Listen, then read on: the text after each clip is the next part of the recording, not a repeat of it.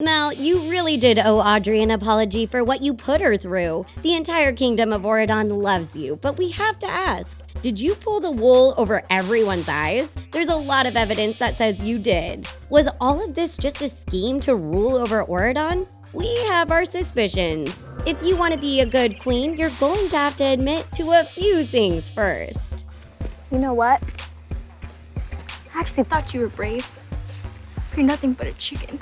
Mal is the villain kid turned queen that everyone loves, but did she come by that crown honestly? We've got a few red flags we need to talk about concerning the new queen of Auradon. Watch until the end to find out why Mal was the villain all along in Descendants 3.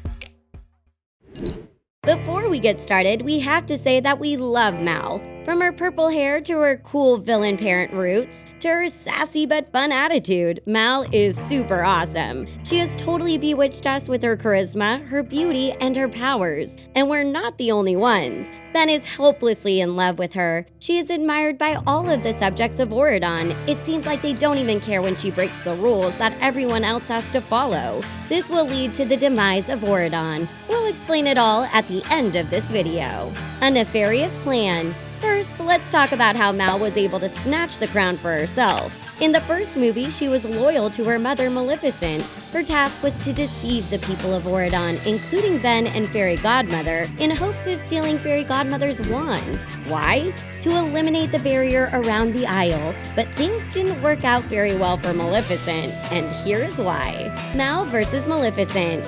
If Mal had taken down the barrier in the first movie, she would still be under the control of her mother. Mal's mother has a powerful hold over Mal, even when she can't use magic. Remember the beginning of D1 when Mal tried to have a stare-down contest with her mom and wound up losing? Mal didn't want that to happen again, so she came up with a different plan, one that didn't include her mother. Poor Maleficent was turned into a lizard, while Mal got to rise to royalty in Auradon. And that's not all. Mal's rebel magic. Mal has been breaking the rules ever since the first Descendants movie. She knew that magic was forbidden in Auradon, but used it anyway. She cast a love spell on Ben, stealing him away from Audrey, and she didn't do it for love. She did it for power. In Descendants 2, Mal used her spellbook to manipulate Ben and trick the people of Auradon. But when Uma did the same thing and cast a love spell on Ben, everyone was appalled. So why the double standard? We think Mal has been tricking the people of Auradon since the very beginning.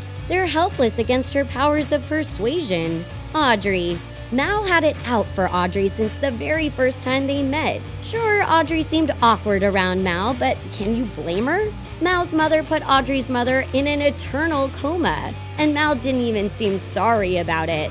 Mal stole Audrey's boyfriend, and she didn't even win him over fair and square. She put a spell on him, and why did she choose Ben? Because he was next in line for the throne. Audrey didn't stand a chance against Mal's powers of persuasion, and things only got worse for Audrey in Descendants 3. Turning a princess into a villain. Audrey fell right into Mal's trap when she became the Queen of Mean. With the scepter in Audrey's heartbroken hands, she created chaos and destruction throughout Auradon. That took the focus off of Mal and her evil schemes. Mal has only ever had one goal, but we'll get to that a little later. Audrey played right into Mal's plan when she cast the sleep spell on Auradon. And when she started turning people into stone, it was the perfect recipe for Mal to get her way. Mal turned Audrey into a fake villain so everyone would focus on her. Meanwhile, the real villain had diabolical plans for total domination. Liar, liar, pants on fire. Mal couldn't even be honest with her original VK friends. I have to tell you guys something.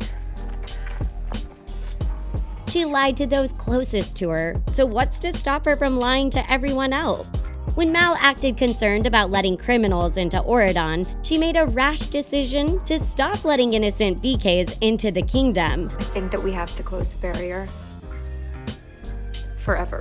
But she kept it from her best friends. It wasn't until she was afraid everyone would find out the truth that she finally came clean, right before they turned to stone. But maybe this was part of her plan all along. Power hungry. Why was Mal so competitive with Uma? There she was trying to help save Auradon, and Mal was still power grabbing. Evie was so annoyed with it, and we can see why. Mal had everything while Uma had nothing. Yet Mal still couldn't share the leadership responsibilities with Uma. That's because of Mal's insatiable hunger for power. And that brings us to Mal's final plan for total domination. Why only rule Auradon when you could rule everyone on the Isle too? Mal's original plan from the first Descendants movie finally worked in Descendants 3. She broke down the barrier, which is what she aimed to do all along. And now she's the ruler of everyone, including the villains of the Isle. Very clever, Mal. Do you guys think Mal is the true villain in Descendants 3? Tell us what your theories are in the comments. Thanks for watching The Things. Be sure to subscribe to be the first to see our latest videos. And click that thumbs up button while you're at it. See you next time!